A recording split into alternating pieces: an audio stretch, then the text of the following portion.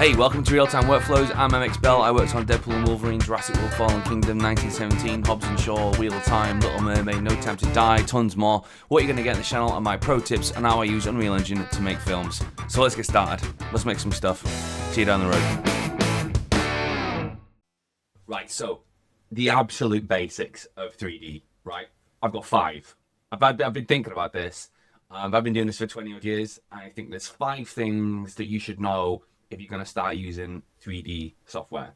If you've already been using 3D software, you probably know some of this stuff. You could probably skip to the next video if you want. This is, if you've never touched 3D, this is going to be a good kind of grounding in how it works, basically. So how does it work? If you remember back when you were at school, you probably did some graphs. They probably looked a bit like this, right? So we would have had, your teacher would have gone like, here's a graph, right? And you've gone, there's a thing, right? And if you remember that this would have been X and this would have been Y. And if you've got this point here, right, you see, if you remember, you measured along and you measured to get your X coordinate, and then you measured up to get your Y coordinate, right? And then you would have presented them as like 1.5, let's say, just for argument's sake, and 2 in brackets. Do you remember all that? We're not going to get too in the weeds with maths, but that's a graph, right? And if you remember that when we come down here, this would be negative Y in here. And if we went this way, those values would be negative X. So how 3D graphics works is basically it's a graph, okay? And it's a graph with 3 axes, not 2, because it's 3-dimensional, right?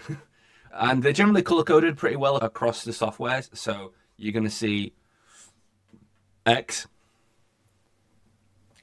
and you're going to see Y. X is usually red and Y is usually green. So if we were to plot a point, let's say on here, this would be positive X, positive Y. If we had a point here, this is negative X, positive Y.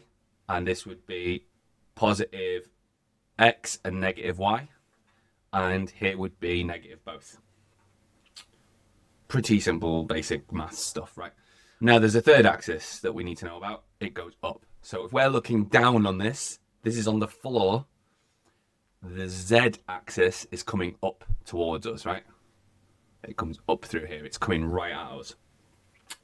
So if we were thinking about this from the side, Z goes up. Let's see what that looks like in Unreal Engine. Okay, so we can see this is a top-down view. Our first point here, our first of our 5 absolute basics of Unreal Engine, our first one is the origin. Okay, the origin is, as you may remember, our origin is this point here, right? It's the point where all 3 axes meet and start counting up. So it's the world. We call it the world origin, and you've probably heard me say on other videos we talk about the world origin. So this is the world origin in Unreal Engine. We're looking down. Again, we're looking top down. So this is the floor we're looking at, and that's X. Now, actually, the way Unreal Engine works is Unreal Engine's Y-axis goes the opposite way to as we just described. But that doesn't matter. Negative numbers aren't negative. They're just as valid as any other number. And obviously, if we only had positive numbers, you'd only have a certain section of space you could ever put anything in, right? So negative numbers are just as valid. We're not worried about those. The origin is important because it's where you expect objects to live. You expect a 3D model to be made at the world origin. And when we spawn objects in Sequencer, that's where they appear at the world origin. Historically, the further away you get from the origin, the bigger the numbers get, obviously. And if you work in a world scale in centimeters, which is what Unreal Engine does, by the time you get a mile down the road, which is not very far when you think about a game, those numbers are super, super big, right? And because the game is simulating all the time, there's a lot of big numbers going through the calculations. I don't think this is a big a deal anymore, but historically that's why it's nice to be closer to the origin. Unreal Engine these days, it probably doesn't matter when you've got an entire world like some of the games that come out now. It does have other applications that we're going to get into as well. So the point being, absolute basic number 1, the origin. That's the first concept to understand. So the second concept is transforms. Now, transforms are really kind of like the coordinates that we did, right? So graph coordinates, right? Let's put a plane in here. So see, we've got a plane. Now, another thing to know is that everything is triangles in the game engine. That's the basic building block of any object is a triangle. So I've just brought in a plane, which is a square, a quad, but it's two triangles. So it shows it like this in the top-down wireframe view. But don't worry about that, it's a plane. Now, what we can see, if we come down here, we can see our transforms, right? And you can see the coordinates here, 13 and minus 11. So if I put this to 0, we can see that the transforms are 0. Remember, we're just worried about x and y for now. We'll get into the third dimension in a minute. And you see this is z here for the up, basically. But let's not worry about that. Let's come across. So we just come across and we can see here that we're now 12 units away from the origin in x. And if we come up here, we're going to be negative 13 because it's going the opposite way, but that's fine. We can do it down here if you want, that's fine. And we can see that those are the coordinates there. We can also see that we can actually count the size of this if we want. So it's 1, 2, 3, 4, 5. 1, 2, 3, 4, 5. So it's 10 units square. Okay, so that's our coordinate system. You see we've also got some other ones and we'll get into those as well.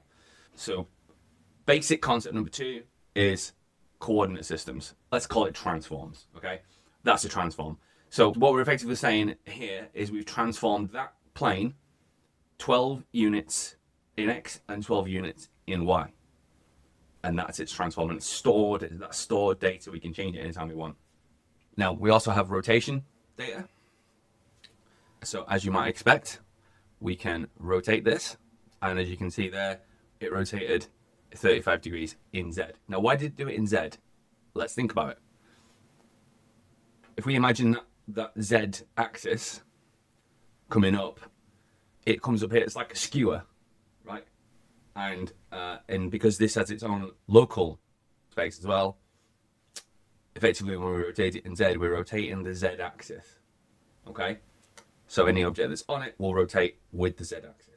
So we've got rotations, we've also got scale. Now I've already scaled this down because it's a basic plane. I've already scaled it down to 1, but you see we can change these numbers. This lock puts them all together so it's a uniform scale. We can just scale them up like that. We can also change the rotation here in the other axes by clicking and dragging, okay? And same with the rotations. We can click and drag in here and move them around. Okay, so that's transforms. Let's go into 3D space. Let's consider a cube. I've dragged the cube in, notice it comes in with some transform data. If we hit the arrow button, this is now at the origin, we've got a floor plane in as well, as we can see, starting to look more like a real world. Let's talk about world space versus local space.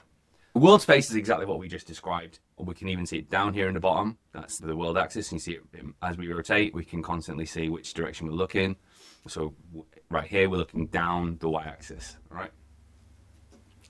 And this way is the x-axis. That cube has got its own coordinate system. So this button up here is for world space, right? So when we move this guy, we move him around, we're moving him in world space.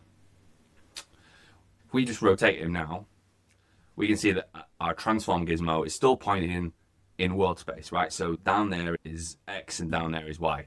But this guy's got his own coordinate system and we've rotated him. So if we go to local transform, we can see now that actually he's got his own independent x-axis. X is generally forward, right? So if we rotate an object and then we want to move it forward, we move it down its own x-axis. Now, these values over here are world space values. So we can switch between world and local. It might be that you want it to move just directly on the x-axis in world space. This is really useful when it comes to cameras because if we were to rotate this camera, let's say we want to push that camera forward, just directly forward. Well, that's difficult, right? If we're in world space, because it's actually pointing down the middle of two axes. But we switch it to its local axis, now we can just push it back and forth. And that's the best way to think about local axes. So that's absolute basic number 3, world space versus local space. Absolute basic number 4, this is a fucking easy one, is units. Unreal Engine works in centimeters. You can change it if you want, but it's generally speaking, Unreal Engine is real world scale and it measures that scale in centimeters. So when we see these values, they're actually centimeters. We've been calling them units, but they are centimeters.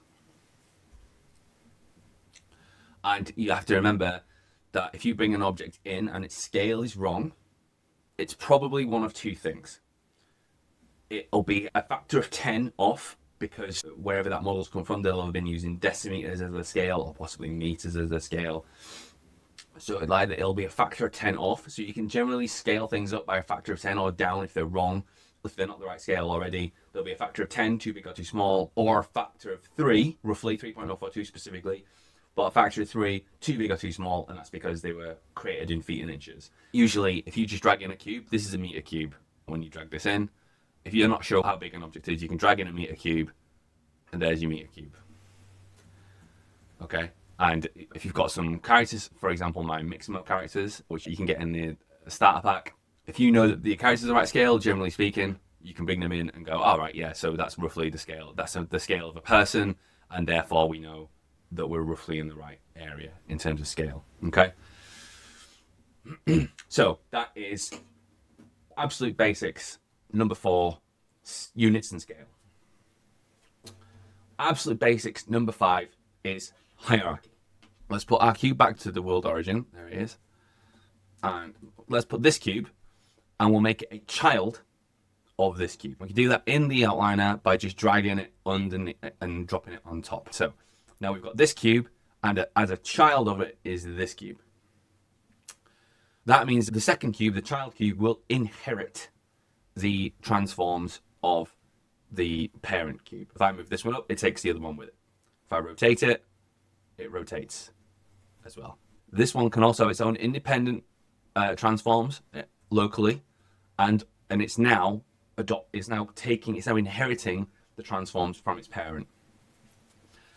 So that's quite important, because you are going to use this, and it can get, I don't want to say complicated, but just understanding how these things work in terms of something having its own transform underneath its parent, right? So if we were to take this and we set it to 0, it's not at 0, is it? Like, we know where our world origin is. So our world origin is there. Let's move our cube, our main cube. Our child cube says 0, but it's clearly not at 0, is it? No, it's not. It's at 0 as it relates to the parent. If we would take this out, then look, oh, it's not moved, but suddenly it's got these transforms, right? Because what Unreal Engine has done is gone, right, okay, it's no longer a child of this thing. It now needs a world space value, and the world space value is those. If we were to drop it back on the thing, it becomes 0 again, all right? Important stuff. It might not seem like it's important, but these are the things that you're just kind of going to use day in, day out. And yeah, so I think those are my 5 absolute basics of 3D graphics that you're going to need to know going forward.